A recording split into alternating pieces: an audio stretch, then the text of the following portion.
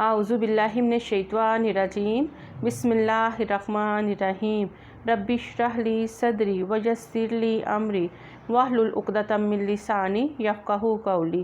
بسم اللہ الرحمن الرحیم ان اللہ وملائکتہ یصلون علی النبی یا ایھا الذین آمنوا صلوا علیہ وسلموا تسلیما۔ اللہم صلی علی محمد وعلی آل محمد کما صلیت علی ابراہیم وعلی آل ابراہیم انک حمید مجید۔ اللہم بارک علی محمد وعلی آل محمد کما بارکت علی ابراہیم وعلی آل ابراہیم انک حمید مجید۔ السلام علیکم ورحمۃ اللہ وبرکاتہ۔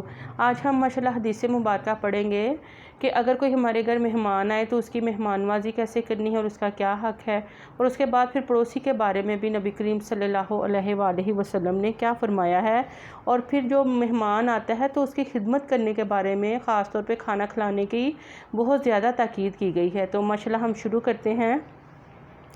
صحیح مسلم اور صحیح بخاری کی حدیث مبارکہ ہے۔ حضرت ابو ہریرہ رضی اللہ عنہ بیان کرتے ہیں، رسول اللہ صلی اللہ علیہ وآلہ وسلم نے فرمایا، جو شخص اللہ اور یوم آخرت پر ایمان رکھتا ہے وہ اپنے مہمان کی عزت کرے۔ سبحان اللہ۔ جو شخص اللہ اور یوم آخرت پر ایمان رکھتا ہے وہ اپنے پڑوسی کو تکلیف نہ پہنچائے، اور جو شخص اللہ اور یوم آخرت پر ایمان رکھتا ہے وہ خیر و بھلائی کی بات کرے ورنہ خاموش رہے۔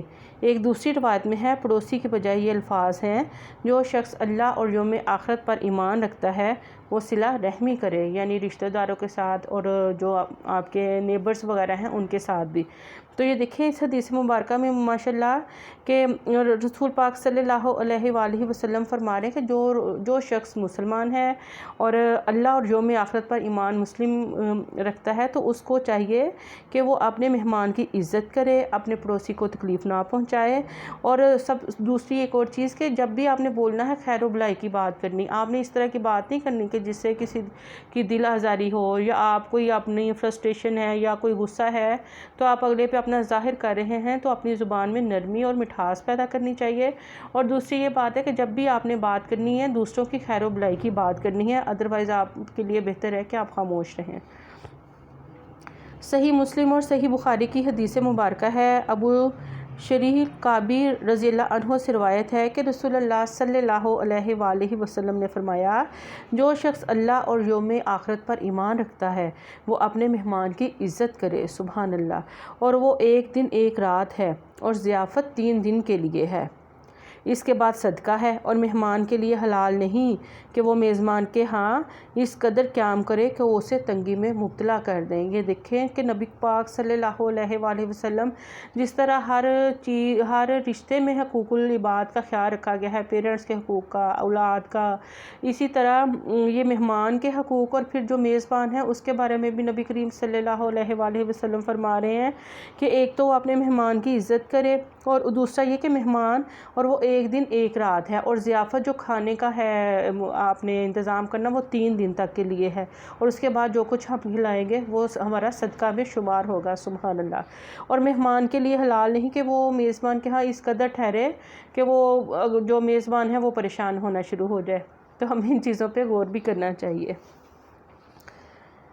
صحیح مسلم اور صحیح بخاری کی حدیث مبارکہ ہے، عقبہ بن عامر رضی اللہ عنہ بیان کرتے ہیں، میں نے نبی کریم صلی اللہ علیہ وآلہ وسلم سے عرض کیا، آپ ہمیں بیچتے ہیں، ہم کسی قوم کے ہاں پڑاؤ ڈالتے ہیں تو وہ ہماری مہمان نوازی نہیں کرتے، اس بارے میں جناب کا کیا حکم ہے؟ آپ صلی اللہ علیہ وآلہ وسلم نے فرمایا، اگر تم کسی قوم کے ہاں پڑاؤ ڈالو اور وہ مہمان نوازی کے مطابق تمہاری مہمان نوازی کریں تو اسے قبول کرو، اور اگر وہ مہمان نوازی نہ کرے تو پھر مہمان نوازی کا جو حق ہے وہ ان سے وصول کر سکتے ہو۔